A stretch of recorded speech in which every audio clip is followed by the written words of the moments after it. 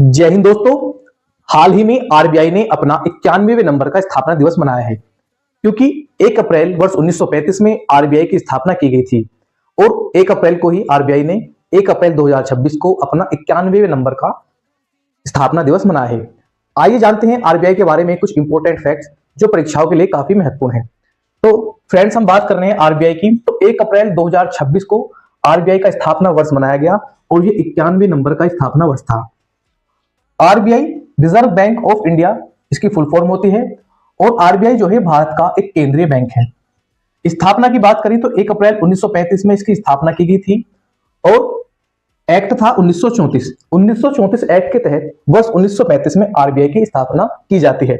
Committee की बात करें या समिति की, किस समिति की सिफारिश पर इसकी स्थापना की गई, तो वो था यंग हिल्टन कमीशन, या जिसको हम रॉयल कमीशन भी कहते हैं या शाही आयोग के नाम से भी इसको हम जानते हैं।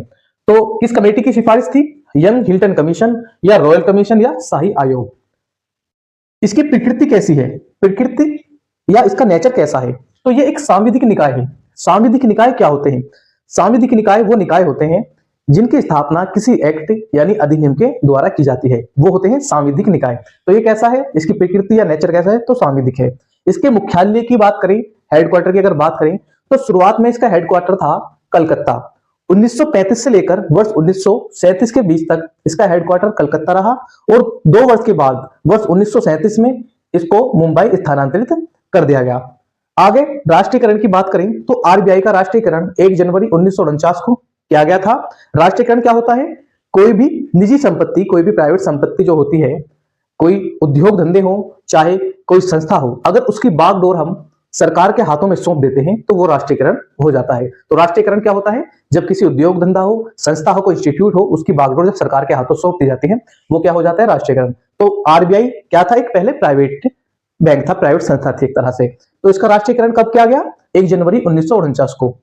प्रतीक या चिन्ह की अगर हम बात करें, जो आरबीआई का लोगो हम देखते हैं तो उसमें एक हमें बंगाल टाइगर नजर आता है, उसके साथ ही हमें एक ताड़ का पेड़ भी उसमें देखने को मिलता है। और आगे अगर हम बात करें गवर्नर की, तो आरबीआई के प्रथम गवर्नर थे ऑसबोर्न स्मिथ, दूसरे नंबर के गवर्नर थे आरबीआई के जेम्स टेलर, और दोनों ही गवर्नर विदेशी थे, भारत के गवर्नर ये नहीं थे। तीसरे नंबर के जो आरबीआई के गवर्नर थे वो थे सीडी देशमुख। ये आरबीआई के तो तीसरे नंबर के गवर्नर थे, लेकिन ये प्रथम भारतीय गवर्नर भी थे, यानी आरबीआई के तीसरे नंबर के और प्रथम भारतीय गवर्नर थे सीडी देशमुख। ये भी हमें याद रखना है। प्रथम भारतीय गवर्नर कौन थे? सीडी देशमुख। और आरबीआई के प्रथम गवर्नर कौन थे? वो थे ऑसबोर्न स्मिथ।